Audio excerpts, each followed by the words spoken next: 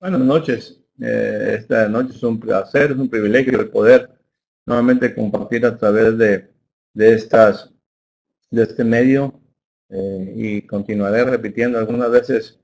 Josué me echa, como decimos, carro, diciendo papá siempre dice lo mismo. La verdad es que tenemos que ser agradecidos con Dios por todas las bendiciones que nos da y la oportunidad de poder compartir a través de los instrumentos, de las herramientas que Él provee. Y esta noche pues estoy realmente contento de poder compartir con ustedes a través de este medio y aprovechar este breve espacio que usted abre en su agenda, abre en su día para poder compartir algo que creo que viene del corazón de Dios y sobre todo, simple y sencillamente porque estamos trayendo a la palabra de Él hacia nuestra vida, hacia nuestro corazón.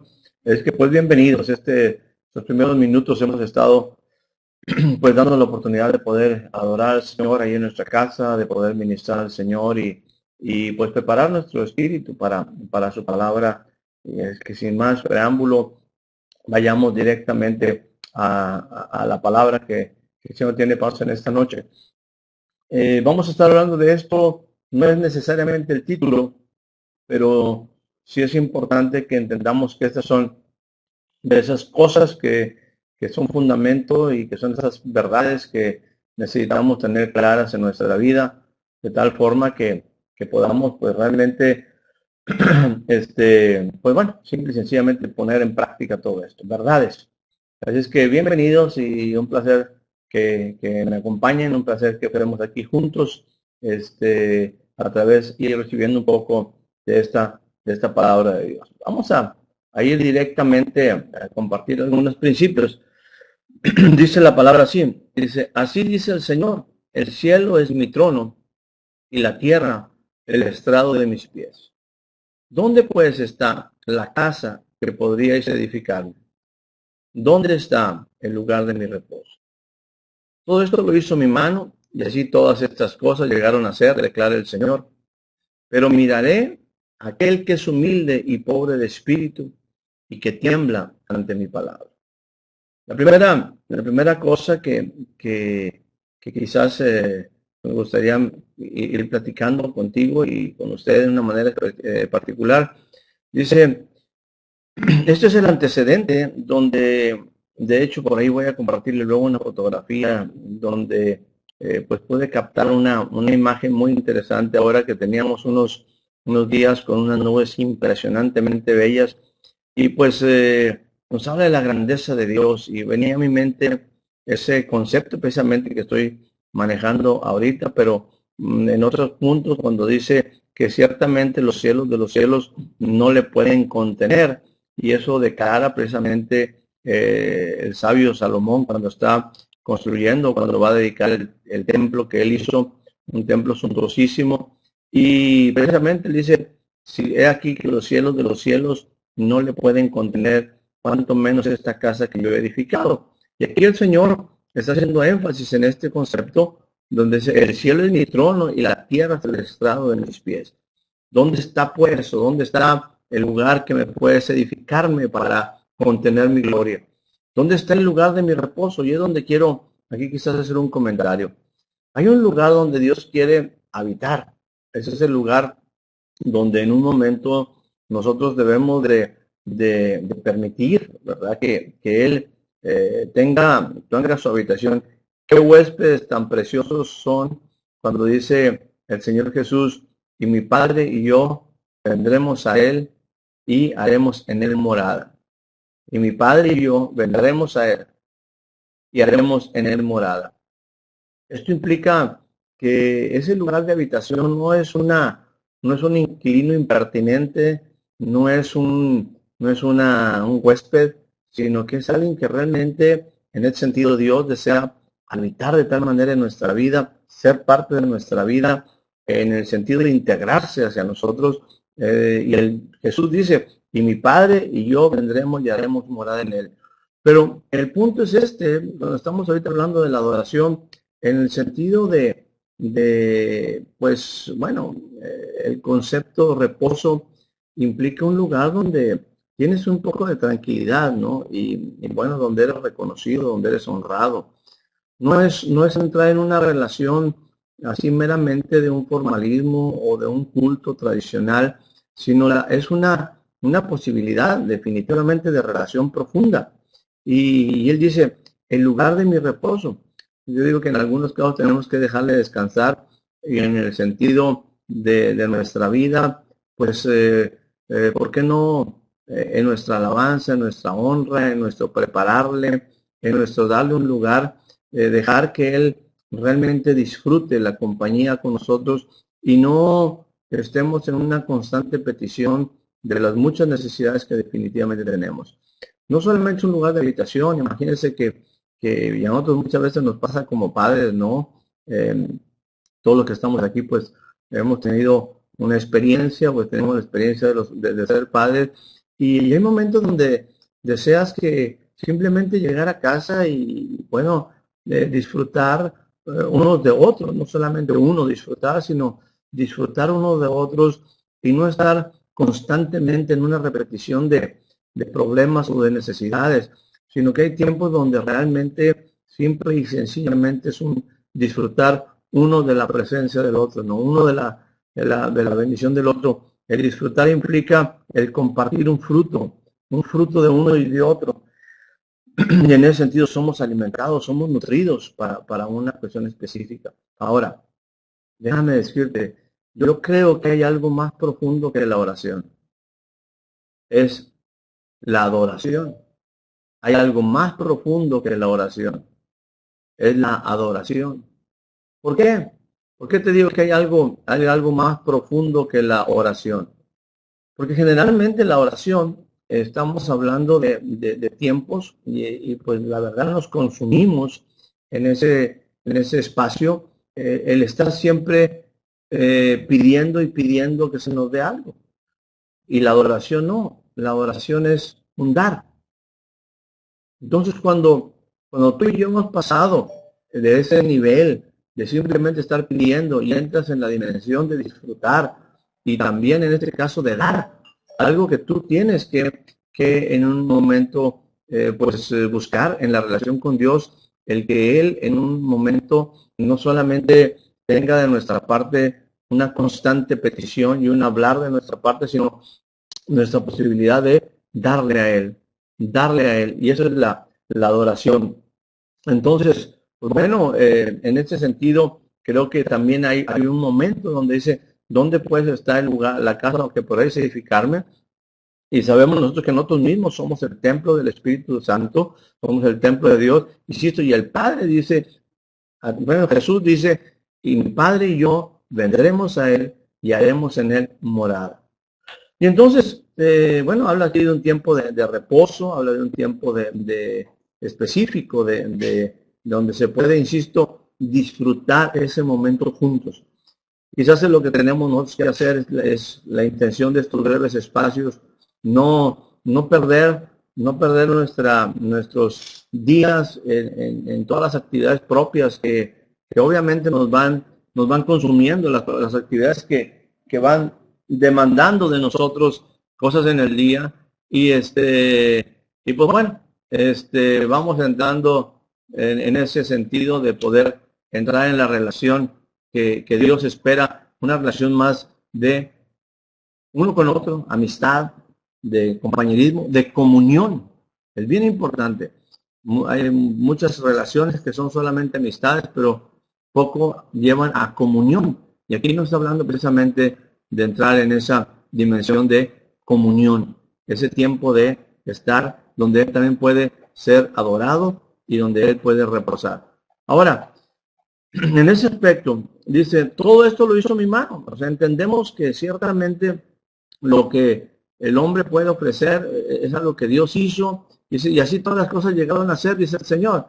Dice, pero aquí me habla de a quién escoge Él para hacer con Él morada. Dice, pero miraré a aquel que es humilde y pobre de espíritu y que tiembla ante mi palabra. Bueno, aquí hay una serie de conceptos que podríamos ampliar mucho, mucho, mucho, mucho. Aquel que es humilde.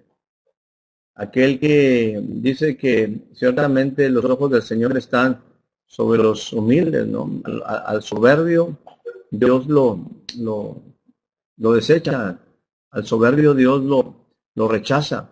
Dice, pero yo miraré al que es humilde, pobre de espíritu. Implica esa necesidad de saber que pues nuestra vida requiere tanto de Él. Es un anhelo, es un hambre de Él, es un deseo profundo de su espíritu, de su presencia.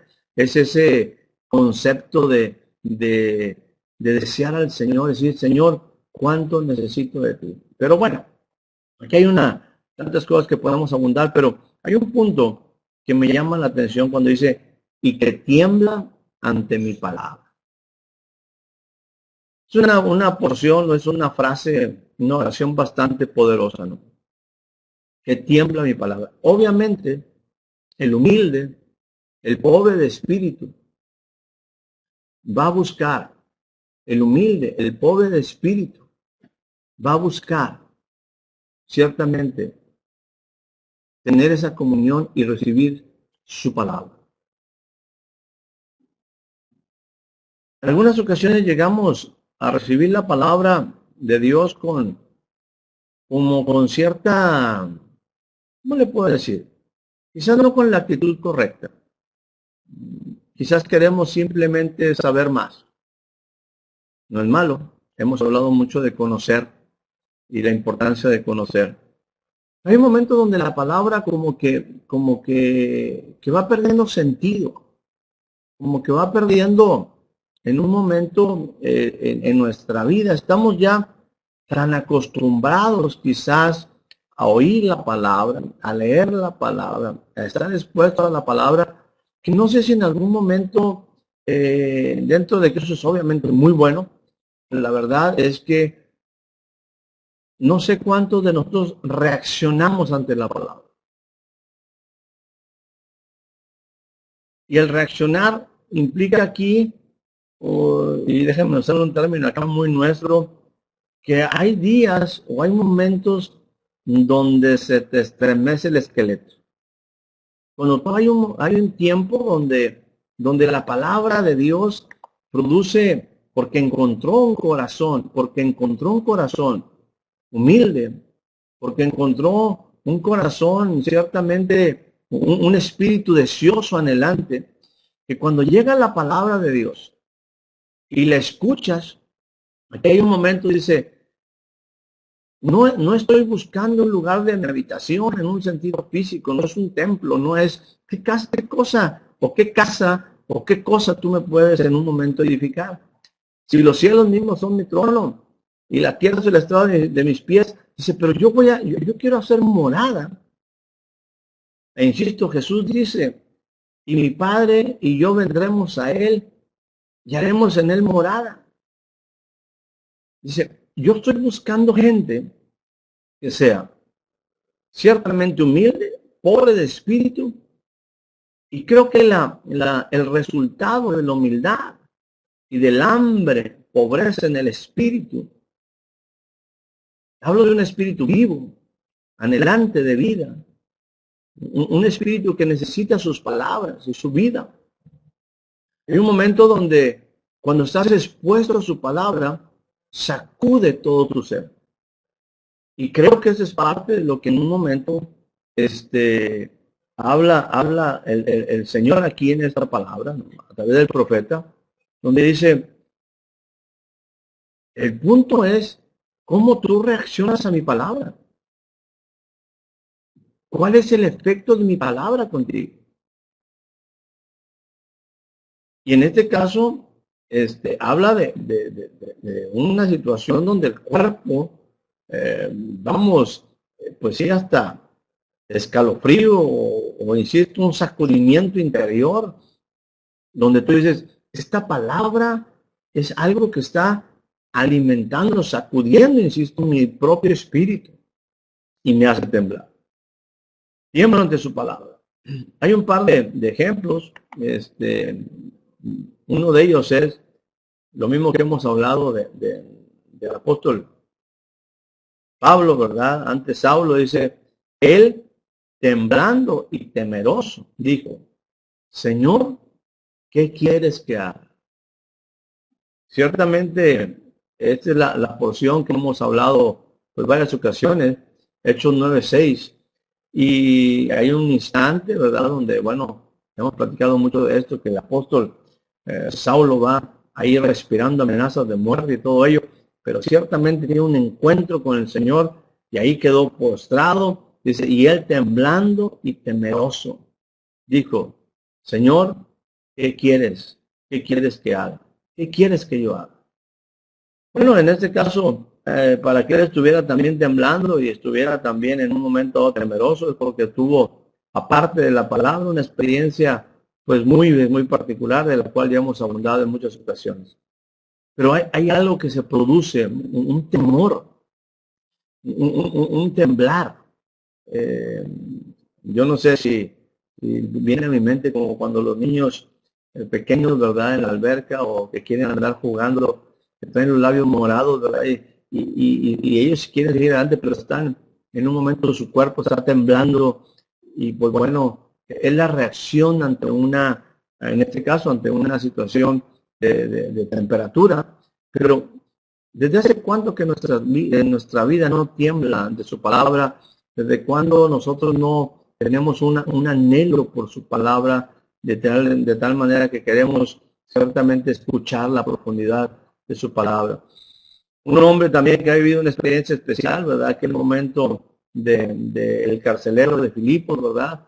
Cuando aquella situación habla también ahí de un momento difícil, las cadenas se habían roto, las puertas estaban abiertas y entonces aquel hombre desesperado quiere hacerse daño, quiere en un momento pues matarse porque sabe que bueno, va a ser culpable de haber dejado ir los presos. Dice, y Pablo a gran voz le gritó y le dice, no te hagas ningún mal, que todos estamos aquí, nadie de los presos ha salido, sino que todos estamos aquí.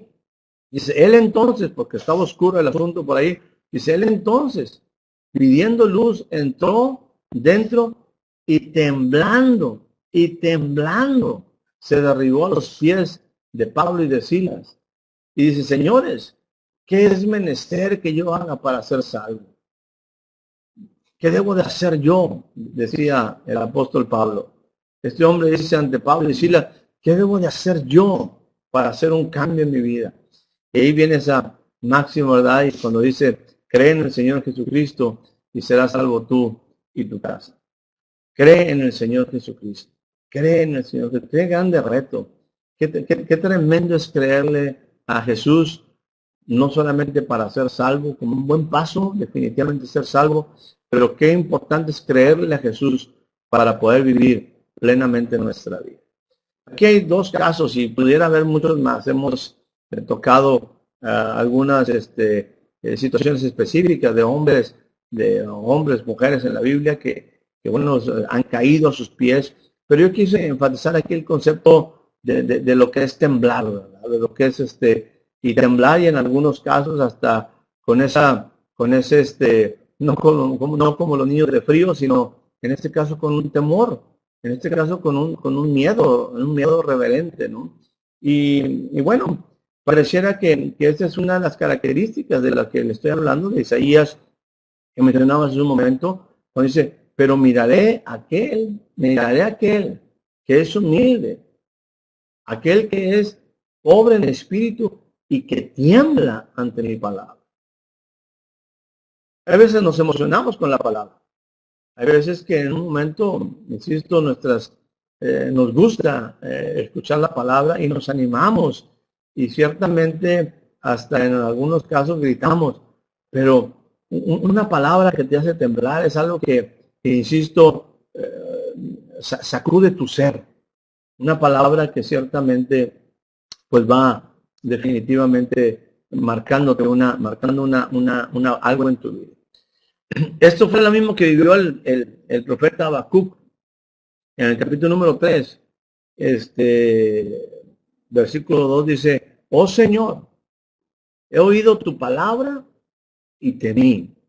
En este caso hemos hablado en otras ocasiones de que el temor que en un instante el profeta Habacuc tiene, es un temor fundado. ¿Por qué? Porque Dios había decidido definitivamente traer un juicio tremendo sobre el pueblo de Israel, y en ese sentido, pues bueno, ese juicio tendría que consumarse, tendría que llegar a su aplicación, y el mismo apóstol, cuando alcanza a entender qué es lo que Dios va a hacer con el pueblo de Israel, él dice: he oído tu palabra y temí. Y entonces dice: oh Señor, ha habido tu obra en medio de los tiempos, hazla conocer en la ira, porque es lo que Dios iba a mostrar en este caso para el pueblo de Israel. Acuérdate de la misericordia. O sea, que hay momentos donde la palabra de Dios trae una profunda reflexión, y ya sea por un entendimiento o por un discernimiento, o simplemente porque comprendí cómo va a actuar la palabra del Señor, produce pues hasta un temor, para bien o para en un momento inquietarme, o para reflexionar sobre algo. Pero lo importante para mí es cómo en un momento reaccionamos a la palabra. Y aquí estamos hablando de ese temblor y de ese temor que en un momento debe estar en nuestra vida, como un respeto profundo a su palabra. Así es que, pues bueno, estamos hablando aquí de algo que es sumamente importante. Quiero ir avanzando en esto que estamos compartiendo, porque dice: ¿de dónde pues vendrá la sabiduría? ¿Y dónde está el lugar de la inteligencia? Dice: Dios entiende el camino de ella y conoce su lugar. Dice: entonces Él la vio a la sabiduría y la declaró, la estableció y también la escudriñó. Y dijo al hombre lo siguiente: he aquí, el temor del Señor es sabiduría, y apartarse del mal es inteligencia. Aquí escribí hace ratito porque todavía estaba meditando un poco sobre esto. Lo puse de esta manera: la inteligencia se hace evidente, la inteligencia tuya y mía se hace evidente cuando hacemos caso, cuando yo someto mi decisión al consejo de la sabiduría, a la dirección de la sabiduría. Va de nuevo. La inteligencia, mi inteligencia, tu inteligencia, se hará evidente entre tanto nosotros hacemos caso o sometemos nuestra decisión al consejo de la sabiduría. Va de nuevo.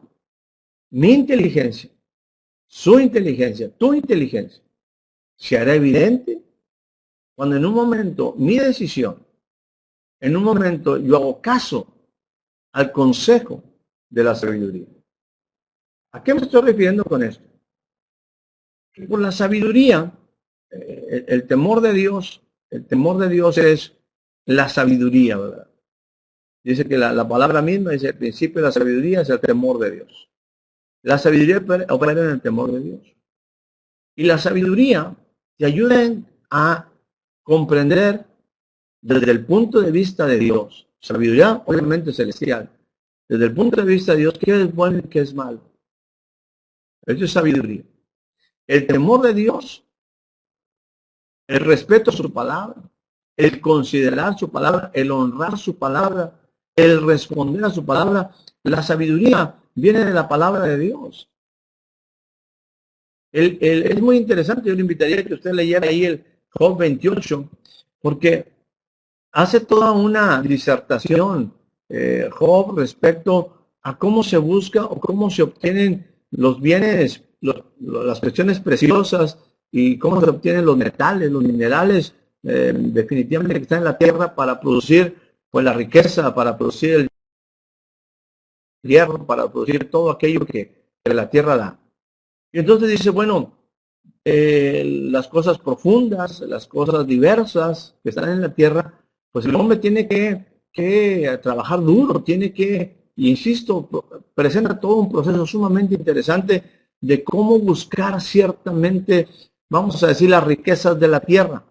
Dice: pero ciertamente, esa no es la misma manera. Así tú no vas a encontrar la sabiduría.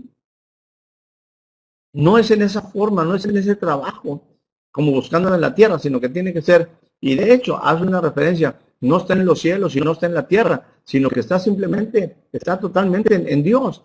Dice, en Él mora la sabiduría, en Él mora la inteligencia. Dice, ¿de dónde pues vendrá la sabiduría? ¿Y dónde está el lugar de la inteligencia? Y entonces, dice, Dios entiende el camino de ella y conoce su lugar.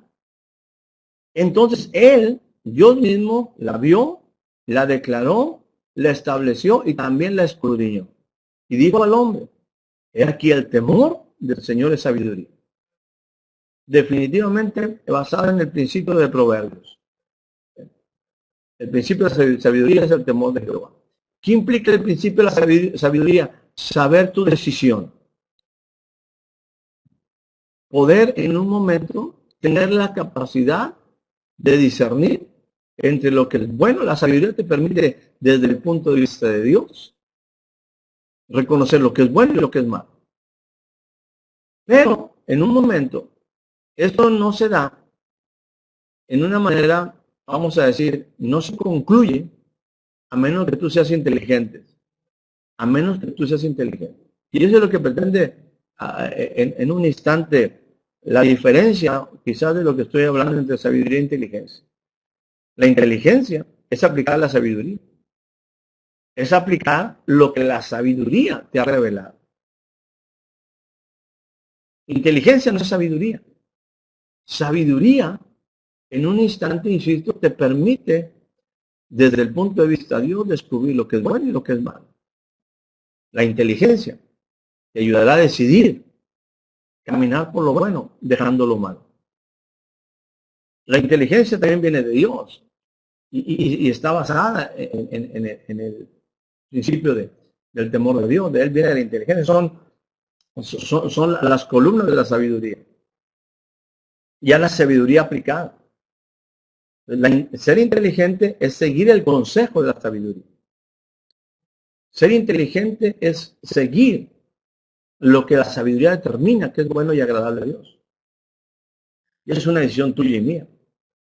Dios revela a través, y tú tienes un respeto a la palabra, al consejo de Dios, pero finalmente, si eres inteligente, tú vas a ponerlo en práctica, tú vas a optar. Esa es una acción inteligente propia y resultado de estar en línea directa con la sabiduría. Bueno, estamos hablando del temor y de temblar ante su palabra. Dice lo siguiente, Proverbios 28:14, primeramente, dice, cuán bienaventurado es el hombre que siempre teme, pero el que endurece su corazón caerá en el infortunio. En otras palabras, el hombre será feliz, el hombre que siempre teme, que siempre respeta a Dios. Pero el que endurece su corazón caerá en el infortunio. Y entonces, viene una palabra que es muy, muy bella, muy hermosa, ¿verdad?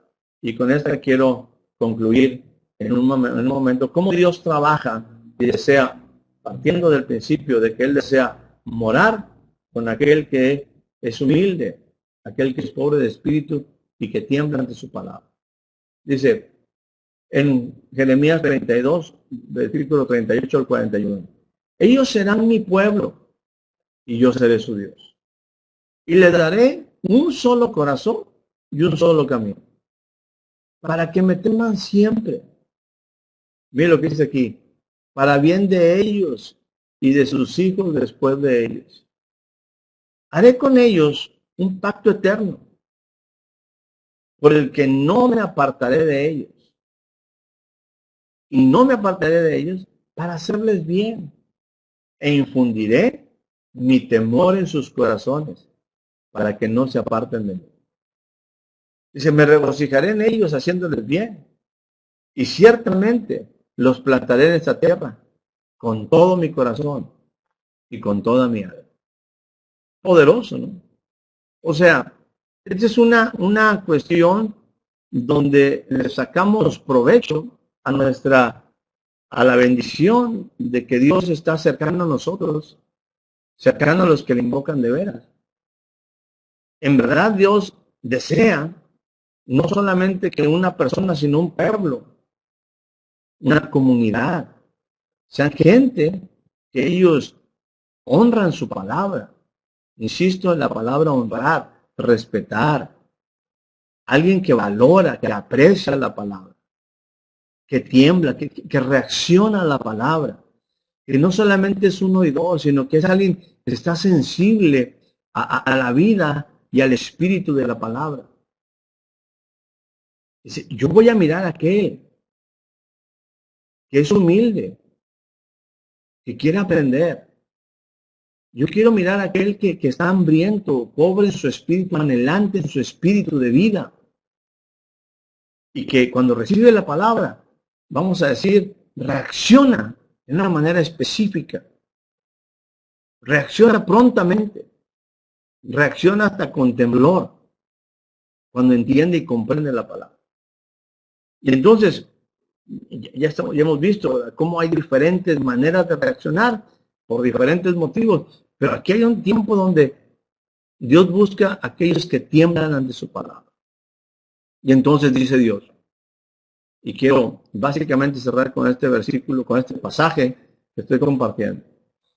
Dios dice, ellos, esos que tiemblan a mi palabra, esos que tiemblan, esos gente que es pobre de espíritu, esa gente que reacciona a mi palabra, esa gente que es humilde, sencilla, a la que el Señor mira y dice, ellos serán mi pueblo. Yo seré su Dios y les daré un corazón y un solo camino, para que siempre me teman. Y eso resultará en un bien para ellos y de sus hijos después de ellos. Haré con ellos, dice Dios, a esos que son mi pueblo, yo voy a hacer con ellos un pacto eterno. Por ese pacto eterno, yo no me voy a apartar de ellos para hacerles bien. Y la manera como el Señor, como si protege el pacto, dice, infundiré mi temor en sus corazones para que no se aparten de mí. Me regocijaré en ellos haciéndoles bien. Y ciertamente los plantaré en esta tierra con todo mi corazón y con toda mi alma. Bueno, yo espero que aunque sea un pequeño temblor, haya llegado a su vida ante esta palabra, ante su palabra. El temor del Señor es apartarnos del mal. Eso es sabiduría. El temor del Señor es mostrarnos. Es la sabiduría de Dios. Es la aplicación de la sabiduría. Enseñarnos qué es bueno y qué es malo. ¿Qué es lo que pide Dios de ti? ¿Qué es lo que pide Dios de mí? Definitivamente, mi amado, mi amada, familias amadas, el Señor ciertamente, puedo decir, que nos ha sacado de lo malo para meternos en un camino de justicia, en un camino de vida, en un camino de paz, que es Él, en un camino pleno. Y ciertamente el conocerle ha sido nuestra bendición. Es nuestra bendición. Si yo quiero caminar inteligentemente, yo tengo que decidir mantenerme en ese camino. La sabiduría constantemente va a estar, déjeme usar el término, acechándome en todos los lugares para que no me equivoque y no me aparte por el camino equivocado. Yo seré inteligente. Yo seré una persona que conoce verdaderamente, que sabe perfectamente qué es bueno en un instante y escogeré la inteligencia, la decisión inteligente. La decisión inteligente está en tu corazón. La sabiduría es la que viene de Dios. El lugar de la inteligencia debe ser tu corazón. ¿Para qué? ¿Para qué? Para que en un momento vivas en esa sabiduría con decisiones inteligentes. ¿Qué es lo que Dios espera?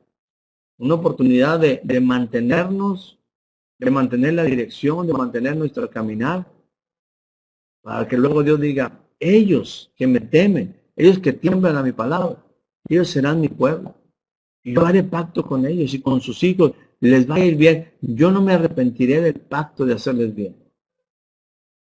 Para que les vaya bien, y me gusta el término, estoy concluyendo ya, me gusta el término cuando dice, me regocijaré con ellos haciéndoles bien, y ciertamente los plantaré en esta tierra, con todo mi corazón y con toda mi alma. Así es que, amados, yo deseo que la sabiduría de Dios esté basada en ese temor nuestro, en ese respeto a su palabra que nos haga temblar y que tomemos decisiones inteligentes, que seamos sensibles a su palabra, que reaccionemos a su palabra, que podamos gozarnos en su palabra, que podamos en un momento incorporar su palabra a nuestra vida. Si nosotros lo hacemos, el pacto de Dios plenamente para nosotros y para con nuestros hijos, ese temor de Dios que requerimos para mantenernos en el camino. No es un temor de miedo, sino es un temor de respeto, respeto al mismo pacto, al mismo deseo de Dios, al respaldo de Dios. Es lo que hará nuestra vida diferente y hará nuestras vidas bendecidas para que mucha gente pueda conocer, como tú y yo conocemos, al Dios de Israel. Permíteme orar en esta tarde, en esta noche. Padre, yo quiero declarar que tus palabras que son espíritu y son vida, Señor, nuestro corazón es sensible, nuestro espíritu, nuestra mente es sensible al impacto de tu palabra, Señor.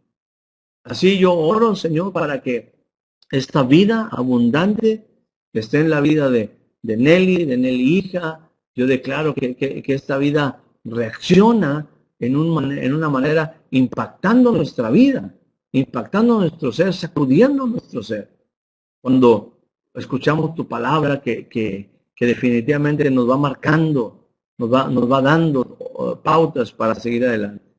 Asimismo, Señor, yo oro por la familia Vera Zamora, Señor, declaramos, Señor, que el Espíritu de Jehová mora en ellos, Señor, de una manera especial.